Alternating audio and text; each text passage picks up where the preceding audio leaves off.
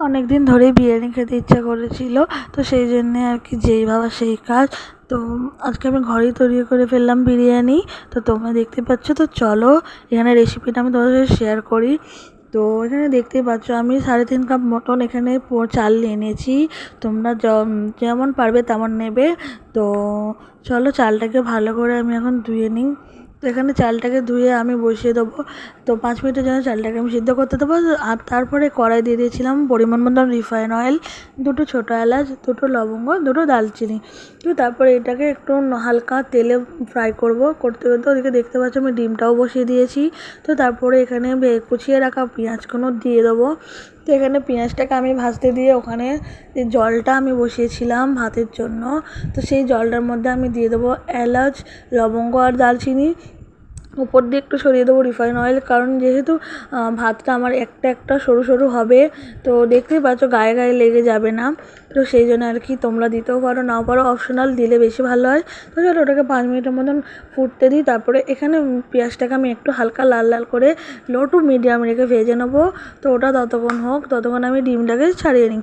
তো এখানে দেখতে পাচ্ছ 2টো ডিম সেদ্ধ করতে দিয়েছিলাম, যেহেতু আমরা ডিম খাই না খুব কম, সেহেতু আর কি এখানে দেখতে পাচ্ছ আমার 2টো ডিমও ছাড়া গেছে। এখানে বেরেস্তাটাও মানে একটু বেশি লাল লাল হয়ে গেছে। তো তারপরে আমি এখানে পরিমাণ মতন জল নিয়ে নেবো।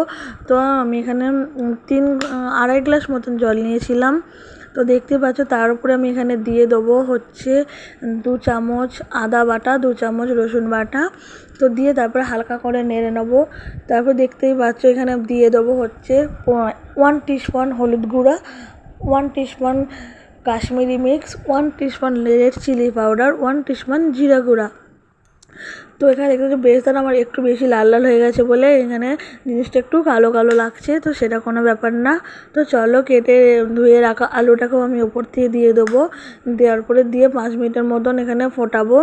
তো ওখানে ওটাকে ফুটতে দিয়ে এখানে ভাতের চালটাও দিয়ে দিলাম। জলটা দেখতে পাচ্ছ ফুটে গেছিলো। তো চলো এখন ভাতটা বসানো যাক।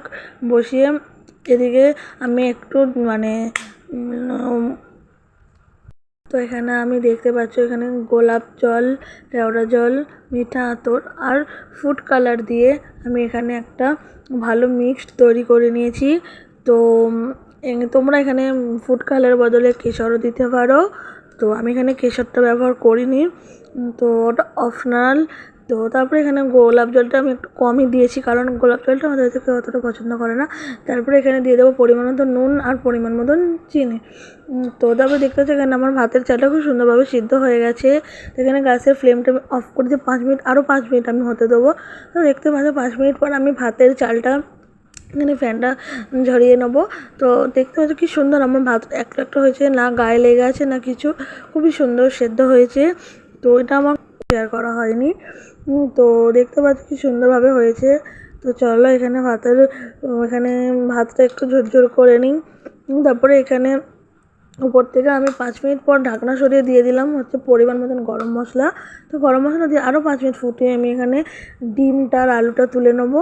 তো তুলে নিয়ে আরও 15 মিনিট মতন ওই গ্রেভিটা একটু তৈরি করে নেবো। তো এখানে তোমরা দই দিতে পারো নাও পারো, অপশনাল। আমি এখানে দইটা ব্যবহার করিনি, কারণ নাইটের ব্যাপার, তো সেই জন্যে আর কি। তারপরে দেখতেই পাচ্ছ কি সুন্দর গ্রেভিটা আমার তৈরি হয়ে গেছে। তো তারপরে এখানে সেই আলুগুলো তুলে রেখে ডিমগুলো তুলে রাখাগুলো একটু মিক্সড করে নেবো।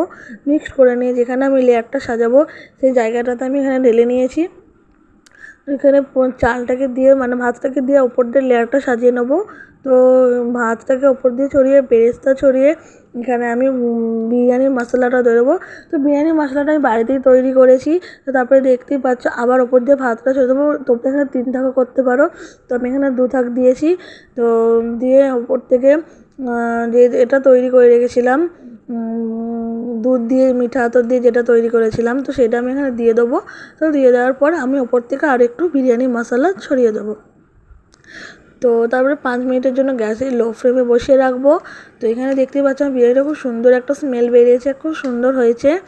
তো তোমরাও এরকমভাবে ট্রাই করবে বাড়িতে সবাই। তারপরে আমাকে কমেন্ট করে জানাবে কে কে ট্রাই করেছো। তো চলো আমি একটু টেস্ট করে দেখবো কেমন হয়েছে। তো এখানে আলুটা খুব সুন্দরই সেদ্ধ হয়েছে। তো দেখতেই পাচ্ছ বিরিয়ানিটা খুব সুন্দরই, দেখেই আমার জিভে জল চলে আসছে। তো খুবই সুন্দর হয়েছে, লোভনীয় আর কি। তো চলো, আমার রিয়াকশান দেখে বুঝতে পারবে যে কেমন হয়েছে। তোমার মুখের এক্সপিরিয়েন্সটা দেখি তোমরা বুঝতে পারবে। তো চলো, এরকম ভিডিও, খাওয়ার ভিডিও দেখার জন্য আমার চ্যানেলকে সাবস্ক্রাইব করে দিও। Tata, bye, love you all.